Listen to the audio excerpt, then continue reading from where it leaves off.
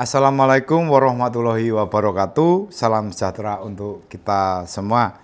Kembali lagi di podcast DPRD Kota Yogyakarta, ruang dialog publik yang menghadirkan pembahasan seputar kinerja, kebijakan, dan peran DPRD dalam pembangunan Kota Yogyakarta. Teman-teman pendengar, hari ini kita akan berbincang dengan salah satu alat kelengkapan Dewan yang memiliki peran sangat penting dalam fungsi legislasi, yaitu Badan Pembentukan Peraturan Daerah atau Bapemperda. Dengan tema efektivitas dan produktivitas Bapemperda, merealisasikan program pembentukan peraturan daerah Bapemperda tahun 2025.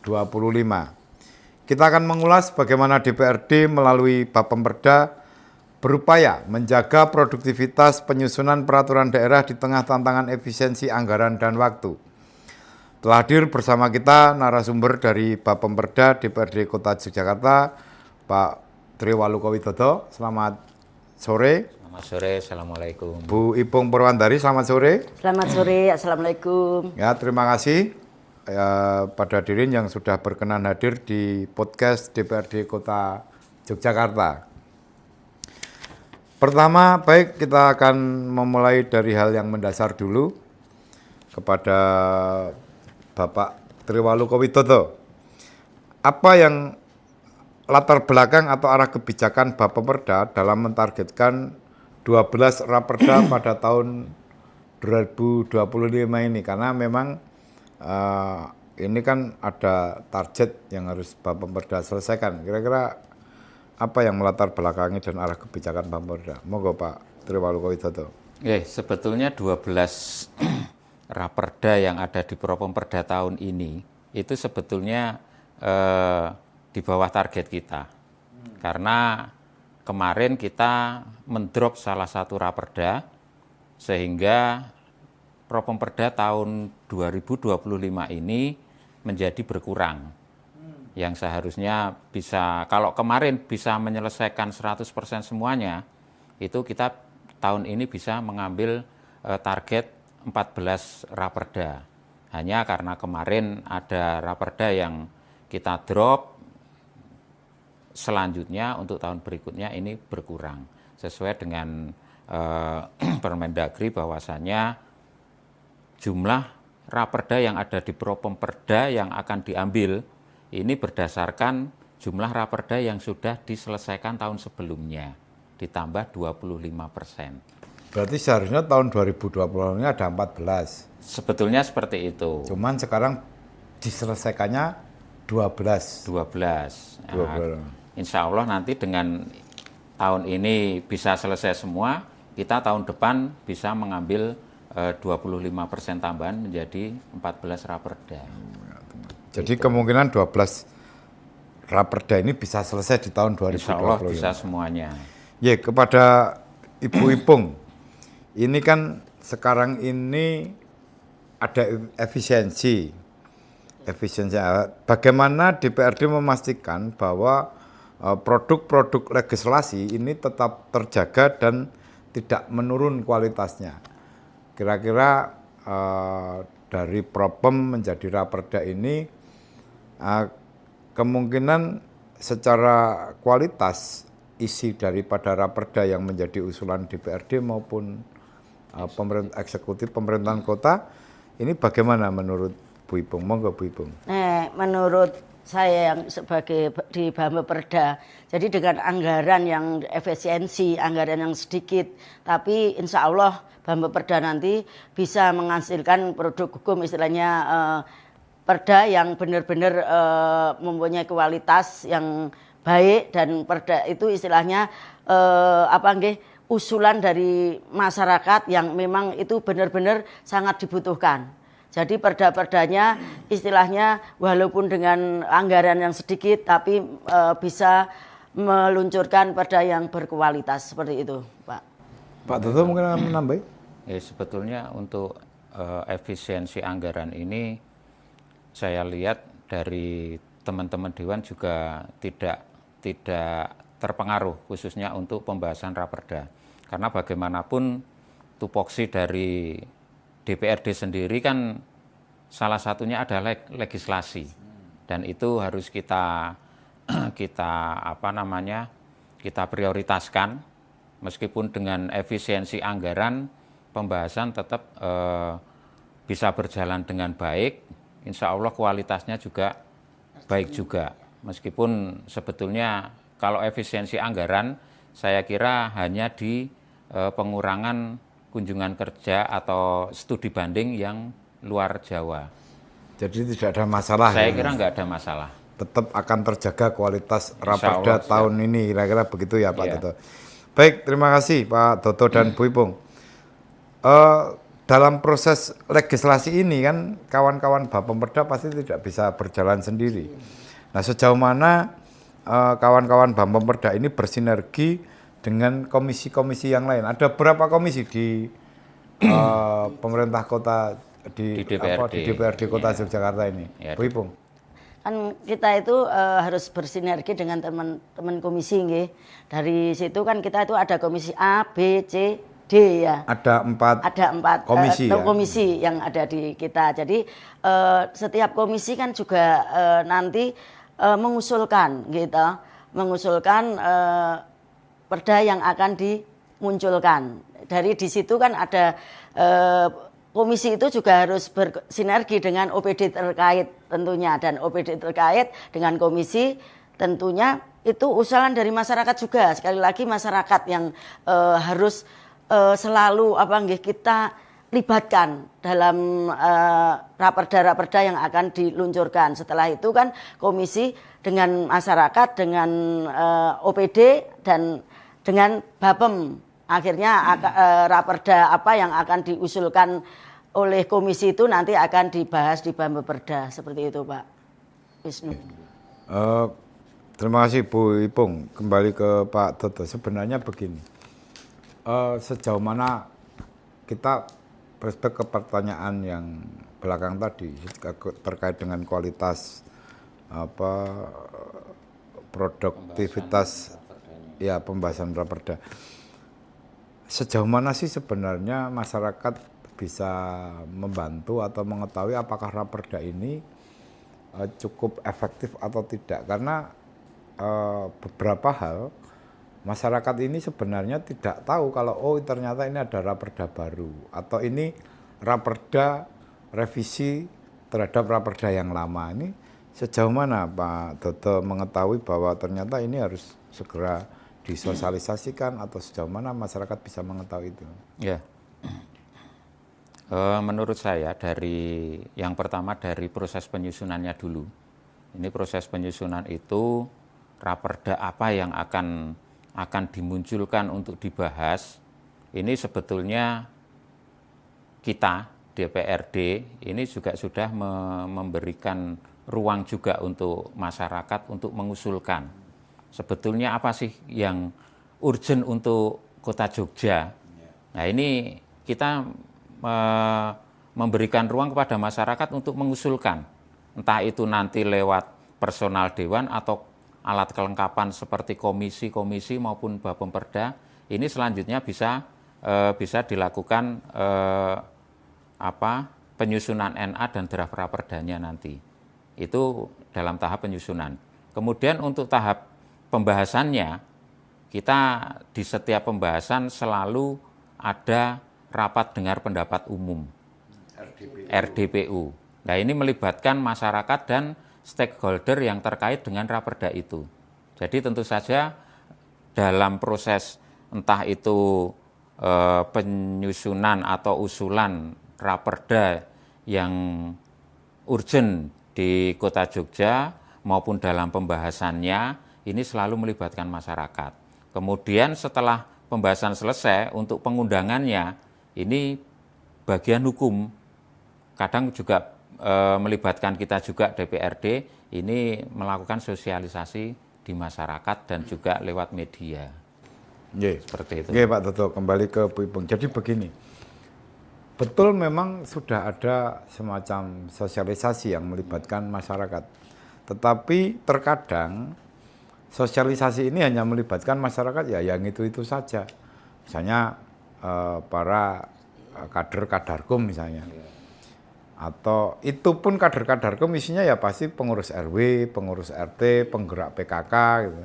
Nah sementara banyak masyarakat yang tidak mengetahui ya, kira-kira pendapat Bu Ipung bagaimana? Kalau pendapat saya ini perlunya digitalisasi istilahnya seperti apa nggih sosial media itu yang itu harus digerakkan dalam hal ini biar masyarakat kita itu mengerti dari berita, dari TV, dan sebagainya bahwa raperda apa yang akan diluncurkan. Di situ juga masyarakat diberi akses untuk masyarakat itu mengutarakan pendapatnya, mengkritik lah apa mau memberi masukan lah, tapi lewat itu tadi digital istilahnya lewat kita kan punya website ya kayaknya ya di DPRD itu juga, jadi bisa lewat website, bisa lewat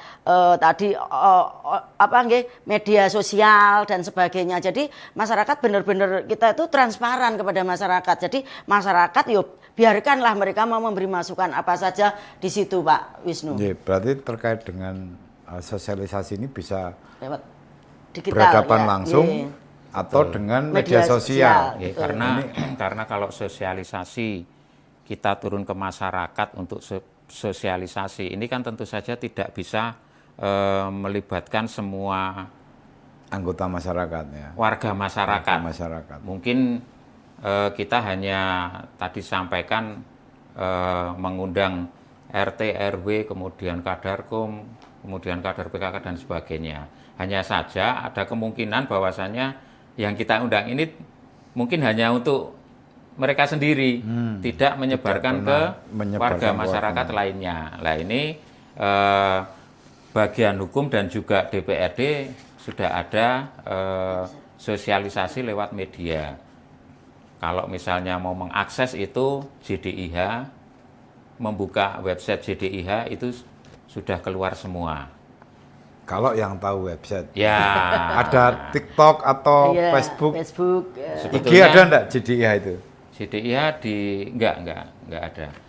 Mungkin kalau dulu sempat saya usulkan juga untuk media ini, khususnya TV ini bisa dikemas dalam bentuk semacam apa ya, sandiwara atau apa yang nantinya bermuatan produk hukum itu seperti itu. Ya, terima kasih Pak Toto.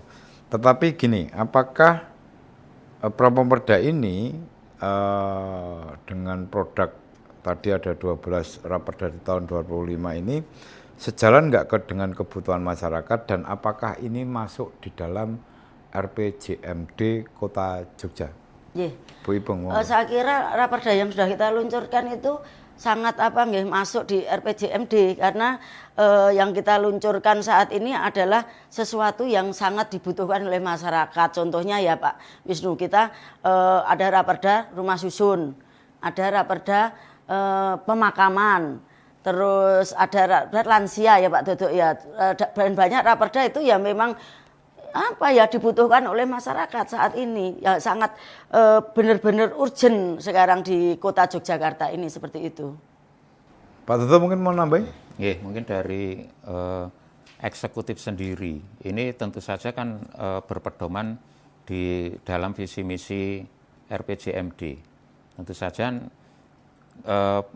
perjalanannya dalam mengusulkan usulan raperda yang akan masuk di Propemperda dan kemudian bisa dibahas, ini tentu saja juga mengacu pada visi misi RPJMD. Kalau untuk usulan DPRD sendiri, ini tentu saja kita lebih memprioritaskan kepentingan masyarakat dulu ya. Seperti itu Pak Wisnu. Ya, terima kasih Pak Toto. Baik Bu Ipung, untuk menjaga kualitas legislasi di tengah keterbatasan ini kan tidak mudah sebenarnya. Keterbatasan efisiensi, sebenarnya keterbatasan terkait dengan jumlah produk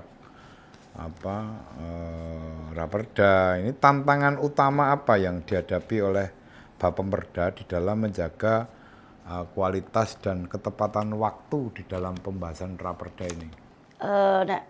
Untuk kita ya dalam pembahasan raperda ini memang ada banyak hal ya yang kadang itu menjadi kendala kita nggih. Dalam hal kendala kadang untuk penganu judul sendiri ya. Karena kan Bamba Perda itu dari macam-macam orang, jadi enggak orang itu. Jadi dalam hal itu memang kita harus intensif untuk mengadakan rapat-rapat. Jadi dalam hal itu biar visi misi untuk membuat Raperda itu sama dari anggota dulu sama dulu. Jadi biar Raperda nanti yang kita keluarkan itu ya benar-benar dari hasil kita bersama seperti itu. Ya, kalau saya melihat bahwasannya untuk hambatan atau mungkin pencapaian target selesainya Raperda yang ada di Propemperda ini kadang memang menjadi tantangan tersendiri karena pembahasan suatu Raperda itu tidak bisa kemudian kita setuju enggak. Tetap ada dinamika yang muncul dalam setiap pembahasan.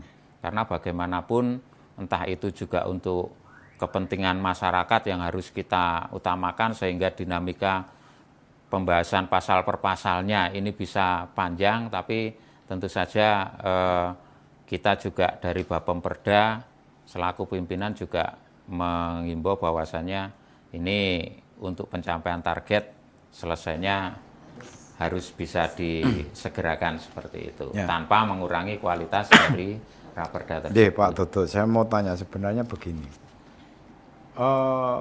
banyak anggota DPRD ini kan berlatar belakang pendidikan yang berbeda-beda. Tidak semua bicara tentang legislasi itu anggota DPRD ini kan berpendidikan hukum misalnya. Terus harus ditarget waktunya harus selesai pada misalnya 2 bulan atau 3 bulan. Sementara kalau bicara tentang kualitas perda, di mana yang seharusnya adalah bagaimana membuat perda ini yang betul-betul berkualitas dan bisa menjangkau seluruh kepentingan warga masyarakat. Sementara ketika ditarget 2 bulan, 3 bulan kan belum tentu bisa selesai seharusnya. Cuman karena ada target harus selesai. Nah ini menurut Pak Toto bagaimana ini? Kalau saya melihat meskipun latar belakang pendidikan dari teman-teman itu berbeda-beda, ini kan tentu saja kalau dari misalnya dari pendidikan yang berlatar belakang pendidikan hukum, kalau Raperda ini kan biasanya draft dulu. Kita mencermati draft dulu, nanti legal draftingnya, kemudian latar belakang dan sebagainya. Hanya kalau teman-teman dalam pembahasan ini kan kita melihatnya kepentingannya seperti apa, urgensinya seperti apa, sudah tertuang di dalam Raperda itu atau belum. Kalau memang belum, kita usulkan seperti itu. Kalau untuk draft Raperda dan muatan materi dan sebagainya, ini kan Bapemperda dengan Kumham juga sudah melaksanakan harmonisasi untuk Berarti sudah kerjasama dengan Kemenkumham? Selalu. Karena sebelum dibentuk pansus untuk pembahasan, ini Raperda itu harus lolos harmonisasi Kementerian Hukum dulu. Berarti paling tidak sudah ada patokannya gitu ya untuk melakukan itu. Betul. Ya baik, Bu Ipung, ini kira-kira inovasi atau langkah tadi bicara tentang digitalisasi, perlunya pembuatan Raperda dalam sosialisasi ini perlunya media sosial di dalam memberikan pemahaman kepada warga. Nah, apa yang sudah diterapkan untuk mempercepat atau mempermudah proses legislasi di DPRD kota ini? Untuk itu Pak Wisnu kan kita itu sudah ada webnya ya, kayaknya di kadang kan memang DPRD itu web itu masyarakat belum mengetahui belum kulino. Ya. Untuk itu kan makanya perlu adanya sosialisasi itu perlu di masyarakat juga. Kadang kita harus rajin lewat digitalisasi itu untuk memberi pemahaman kepada masyarakat bahwa ini mungkin ada produk Raperda yang akan diluncurkan. Di situ kita lewat itu Pak Wisnu, lewat media sosial, lewat Facebook, lewat TikTok ataupun lewat lainnya yang bisa diakses oleh masyarakat luas seperti itu. Pak Toto, kira-kira bagaimana? Ada Kalau tambahan? untuk digitalisasi sebetulnya tantangan juga, tapi saya kira tetap bisa dilaksanakan. Seperti contoh pada saat pengurusan admin secara online, ini kan masih banyak hambatan juga waktu dulu. Tapi sekarang masyarakat sudah familiar. Setiap pengurusan adminduk selalu dengan online, tinggal pakai HP. Saya kira untuk sosialisasi perda ini juga saya kira bisa dilakukan seperti itu, dan nantinya lama-lama masyarakat juga akan semakin familiar juga. Yang penting kita memberikan pengetahuan ke masyarakat bahwasanya kalau mau membuka perda apa saja yang ada di Kota Yogyakarta, monggo untuk bisa buka browsing JDIH, misalnya seperti itu. Kemudian untuk informasi sosialisasi yang dilakukan oleh bagian hukum, ini kadang bagian hukum juga mengupload di Facebook maupun di IG mereka. Seperti Anggota bagian hukum atau bagian hukum sendiri yang mempunyai media sosial itu? Kalau ininya bagian hukum. Bagian hukum Iya. yang mempunyai media sosial. Betul, Gitu ya? seperti itu. Ye. Bu Ipung, kembali ke Bu Ipung. Bagaimana peran publik dan stakeholder eksternal dilibatkan di dalam memberikan masukan terhadap pembentukan perda ini? Kira-kira? Jadi begini Pak Wisnu, dari awal harus kita sudah libatkan mereka.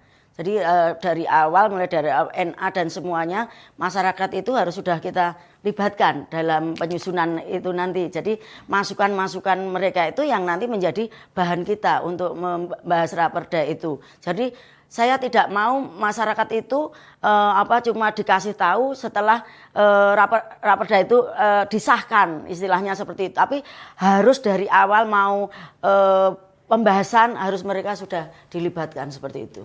Pak Toto mungkin? Saya kira mulai dari penyusunan itu memang pelibatan masyarakat dan juga stakeholder terkait itu sampai pembahasan selesai itu selalu dilibatkan.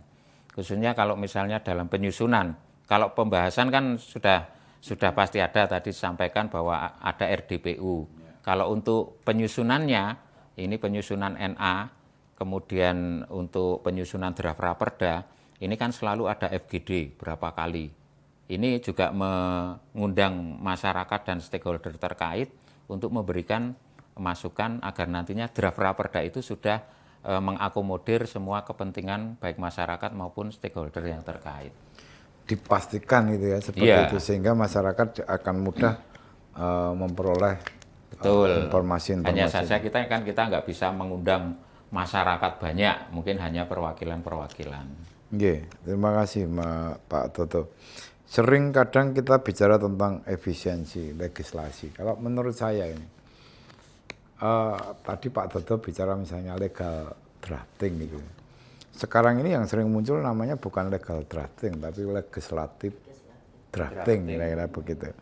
Nah, frasa ini sering terdengar, tetapi kan tidak mudah menerapkannya, ya, karena keterbatasan masyarakat.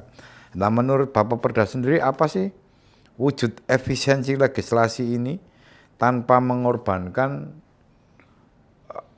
substansi kebijakan ini?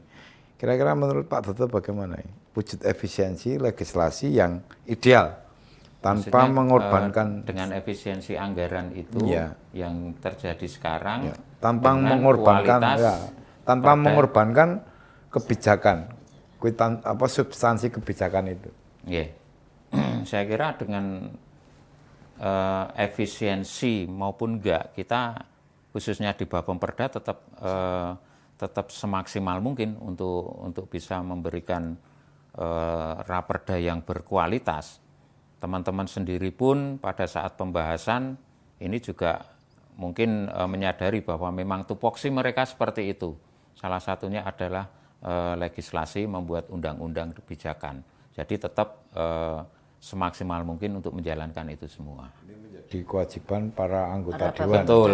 Karena itu salah satu tupoksi daripada Bagaimana menurut Bipung? Menurut saya ya saya selalu memberi semangat kepada teman-teman Bambang-Perda itu bahwa ini kewajiban kita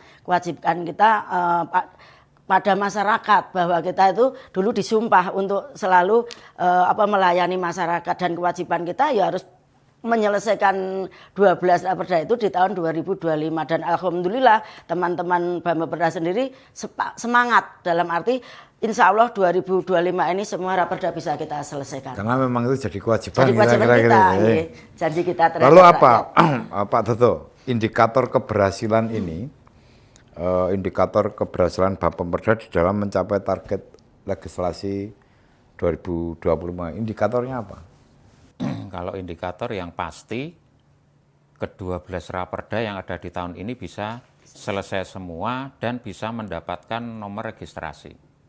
Karena untuk penyusunan Propemperda tahun 2026 ini kan mendasar pada jumlah Raperda yang sudah selesai dan mendapatkan nomor registrasi. Nah ini sampai sekitar pertengahan November harus 12 Raperda ini harus mendapatkan nomor registrasi, sehingga untuk tahun 2026 kita bisa mengusulkan untuk penambahan 25% dari jumlah Raperda. Ya. Gimana Bu Ipung tawanya? Ya, keberhasilan kita kan terlihat Pak Wisnu di 2025 ini dengan semangat teman-teman Bambang-Perda, istilahnya kita bisa menyelesaikan 12 Raperda ya, yang itu istilahnya Raperda yang bagi saya istimewa karena apa? Raperda ini sangat dibutuhkan oleh masyarakat dan itu masukan dari masyarakat kita. Jadi intinya kami Bambang-Perda istilah bisa melaksanakan tugas dengan baik, seperti itu Pak Wisnu. Bu Ipung, Pak Toto memang indikator keberhasilan begitu. Cuma berharap bahwa dengan salah satunya ada efisiensi, ada target. Ini saya harap kawan-kawan Bambang-Perda tidak hanya melihat targetnya tahun sekian harus sekian, tahun sekian harus sekian, tetapi memang kita harus melihat apakah efektivitas perda tersebut untuk mensejahterakan dan kepentingan masyarakat secara luas. Kira-kira begitu ya Pak Toto, Bu Ipung. Mungkin menambahkan Pak Ketua. Monggo. Kenapa kita kadang lebih terfokus pada jumlah Raperda yang agak banyak yang bisa kita ambil. Jadi ini untuk mengantisipasi. Kalau pada beberapa tahun lalu setelah keluarnya Undang-Undang Cipta Kerja, ini berimbas pada perda-perda yang lainnya. Banyak sekali perda yang berimbas karena keluarnya Undang-Undang Cipta Kerja, sehingga memerlukan penyesuaian. Nah ini kalau kita hanya mendapatkan porsi jumlah Propemperda sedikit, tentu saja untuk penyesuaian ini membutuhkan waktu yang lama juga. Kemudian untuk perda-perda yang mungkin dari usulan teman-teman dan juga usulan masyarakat, ini bisa terakomodir juga nantinya. Jadi seperti itu kenapa kita memfokuskan pada jumlah Raperda yang agak banyak, seperti itu Pak Ketua. Ya, terima kasih Pak Toto dan Bu Ipung. Pesan dan harapan Bu Ipung apa terkait dengan efisiensi dan terkait dengan Raperda ini? Jadi pesan saya untuk masyarakat, jadilah bagian dari proses legislasi ini, dan sebenarnya suara masyarakat itu menjadi bahan bakar demokrasi kita, dan jagalah marwah kota Yogyakarta ini yang menjadi kota pendidikan dan budaya, seperti itu Pak Wisnu. Pak Toto, pesan dan harapannya? Saya berharap masyarakat dalam penyusunan maupun pembahasan perda ini bisa ikut andil, khususnya kalau memang dalam FGD maupun rapat dengar pendapat umum itu tidak bisa hadir atau tidak diundang, tapi paling tidak bisa memantau untuk penyusunan dan pembahasan perda ini. Dan juga setelah diundangkan pun saya mohon juga masyarakat bisa membuka website untuk JDIH-nya sehingga menambah pengetahuan bahwasannya di Yogyakarta ini ada perda ini. Jangan sampai setelah ada permasalahan berkaitan dengan suatu perda, ini masyarakat baru membuka aturan-aturan atau perda-perda yang ada di Kota Yogyakarta. Terima kasih Pak Dodo, Bu Ipung, bincang-bincang berkaitan dengan Bapemperda di dalam merealisasikan program pembentukan daerah di tahun 2020 ini. Semoga kedepannya kualitas dari raperda yang dihasilkan oleh Bapemperda, anggota DPRD Kota Yogyakarta, semakin berkualitas dengan lebih baik dan bisa mencapai sasaran sesuai dengan harapan dan kehendak masyarakat secara luas. Terima kasih masyarakat Yogyakarta. Di gedung DPRD Kota Yogyakarta kita tutup acara sore hari ini. Wassalamualaikum warahmatullahi wabarakatuh. Terima kasih.